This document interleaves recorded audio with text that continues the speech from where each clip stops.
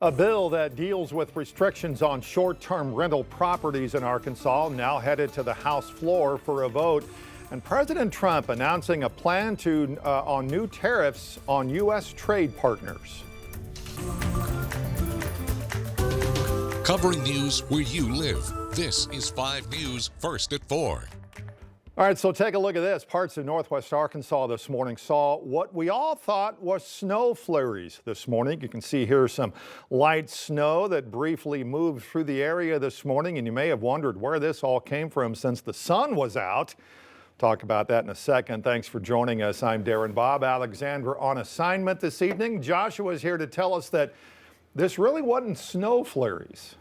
Yeah, and the cool thing about this is it's kind of a rare phenomenon for our area. The temperatures were so cold outside, it underwent what we call deposition. It's when, that water vapor gas, it undergoes going from a gas to a solid.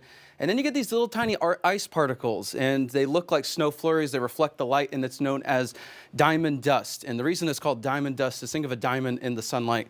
It starts to reflect. It looks so beautiful, and it's bright. So we had diamond dust across the area. That's why it was sunny outside, and you're wondering, well, there's no clouds. Where is this coming from? It's a cool scientific process. So as you can see, none of that diamond dust right now. Beautiful view from our new Slim Chickens camera. This is a great camera. So excited to have this. You can see there's a little bit of a shake to it because of those north winds. Slightly gusty, so that means it's going to be cool across the area. So here's a look at the radar. Like I said, nothing going on, no diamond dust, no flurries, anything like that. That's some good news. But the main highlight is going to be those temperatures, right around freezing further northwest Arkansas, right into the lower 40s, upper 30s in the River Valley. So here's a look at the feels like temperature. Plans this evening. It is going to be a chilly one, so bundle up in northwest Arkansas. We're going to be in the teens for those wind chills by this evening.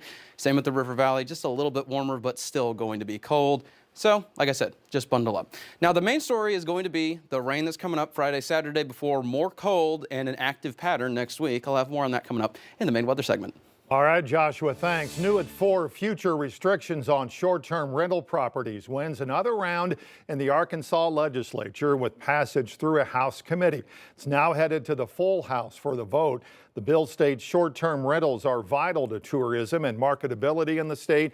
It adds that local governments cannot enact or enforce an ordinance of any type that prohibits or limits the use of a property as a short-term rental. Fayetteville City Attorney Kit Williams says the bill ties the hands of local governments.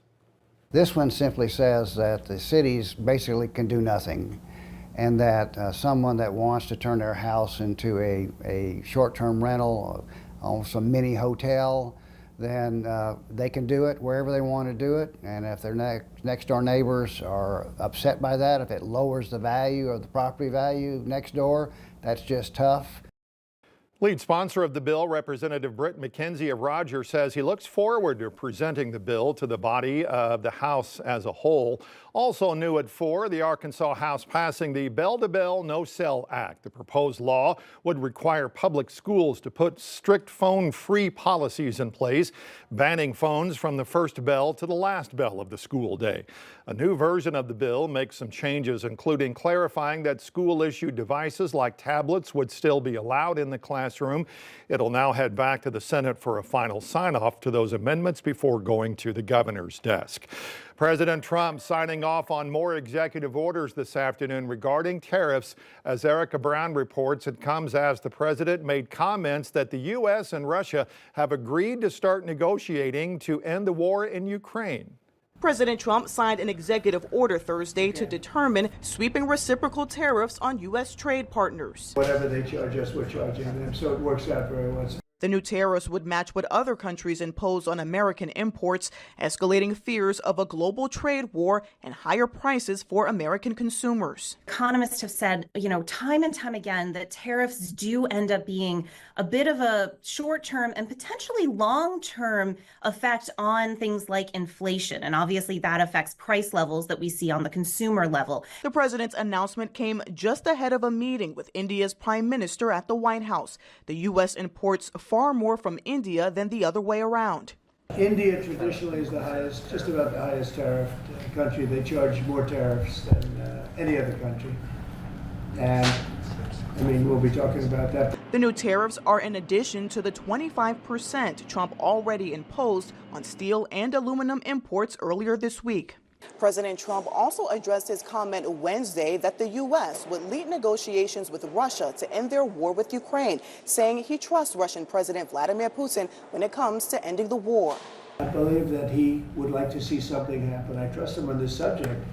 Earlier in the day, Ukraine's President Volodymyr Zelensky said his country will not accept any agreements without direct involvement in the talks. Erica Brown, CBS News, Capitol Hill. Meanwhile, the Trump administration appears to be starting the process now of possibly eliminating the Department of Education. It comes as the president's pick to lead the agency is seeking Senate confirmation to assume that post. President's Education Secretary nominee Linda McMahon took the hot seat on Capitol Hill. Confirmation hearings comes as the president floats the possibility of dismantling that department. She told lawmakers the Elon Musk-led Department of Government Efficiency is looking into that possibility. There are a couple of implants at the Department of Education, as there are with agencies throughout the district, and they're doing an audit. Some probationary or newer employees at the Department of Ed have received notices of termination. The president has made clear his intention to shrink federal government, raising concerns employees with less than 2 years on the job are on the chopping block. Senate now confirming Robert F. Kennedy Jr. as the Secretary of Health and Human Services. The vote went along party lines today, except for Senator Mitch McConnell, who voted against confirmation. Throughout the confirmation process, RFK Jr. faced criticism for his vaccine beliefs and previous statements about public health policy. As HHS Secretary, Kennedy will lead the Centers for Disease Control and the National Institutes of Health. Police swarming the scene of a car crash in Munich after a driver plowed into a crowd at a labor union rally. It injured more than 24 people, including children. Police arrested the man behind the wheel, a native of Afghanistan seeking asylum in Germany. Comes just hours before Vice President J.D. Vance and other world leaders arrived for the annual Munich Security Conference. Police don't believe the attack is tied to that event, but they've ramped up patrols in Germany's third largest city. A heavy snowstorm in California would bring challenges to areas already devastated by those wildfires. A weather system known as an atmospheric river drenching the West Coast right now. Southern California could get up to 6 inches of rain, bringing possible flash flooding and a lot of mudslides. LA is especially worried about burn scars from the recent wildfires where there's little vegetation to hold back debris. Crews have installed barriers and sandbags to protect homes, and hard-hit neighborhoods are under evacuation warnings again. The mayor says the city is hoping for the best but ready for the worst. The fire department has pre-positioned swiftwater rescue and urban search and rescue teams, bulldozers, and other resources. DWP crews are activated to respond to power outages, and LAPD officers are checking on critical infrastructure and are ready to facilitate evacuations. Malibu schools are closed and work crews place barriers along the Pacific Coast Highway to protect homes from mudslides.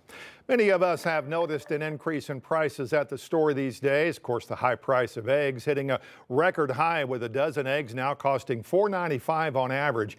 As Jared Hill reports, the solution to the rising cost might not be on the horizon anytime soon. The cost of food has flown the coop.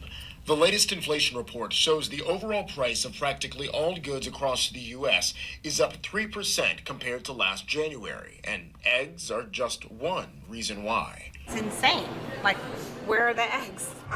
To stop an ongoing bird flu outbreak from spreading even further, farmers are either investing more to protect their flocks or culling, creating shortages leading to higher prices. We're just getting less than what we order from our suppliers. Prices jumped 15% in January, 170% higher than in 2019.